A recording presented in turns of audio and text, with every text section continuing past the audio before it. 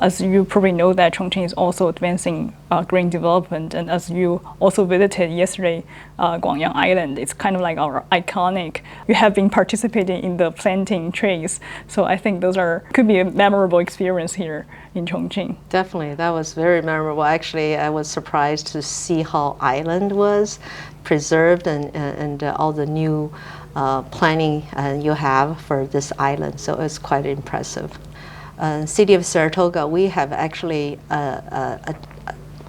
established or passed we call climate action plan. So we have made significant steps to address, to reduce the footprint overall. Any new buildings that we require, to use electric, heat technology for space and water heating.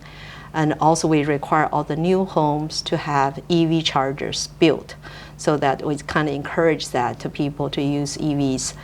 We want to make sure we regulate any tree removal. Any tree removal need a permit. And once any tree removed, we actually require the residents or companies to plant new trees. We plan to reduce the organic waste by 75% and increase the edible food recovery by 20% by 2025. So we made very specific goals for our city to achieve so that we can, to do a better job in terms of, protect our planet, to preserve our planet. As a Chinese American, also mayor of the Saratoga, you have a really rich cultural background in bridging China and the States. So could you share your vision of economic trade and a cultural cooperation between Saratoga and cities in China? Yeah, I think it's as a Chinese American and the first time, I think I'm the first Chinese American. Actually, I was born in China and became a mayor in the United States. I think I have a very unique role as a Chinese American mayor.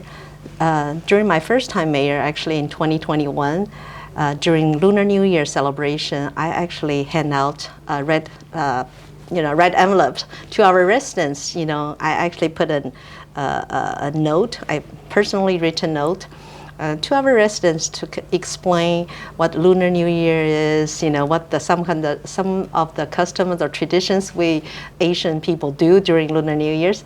It was really well received. So I want actually a Lunar New Year celebration. It's not a celebration for Asian Americans, more is inclusive for everyone to enjoy this holiday festival. I actually stayed in the farmers market to hand out those red envelopes. I think that was, a lot of people, American people for the first time, they got that and they really appreciate what I have done because they think, oh my goodness, this is really a kind of, it's so inclusive. So I think that's kind of, as an Asian American, a special role that I can play to promote cultural understanding.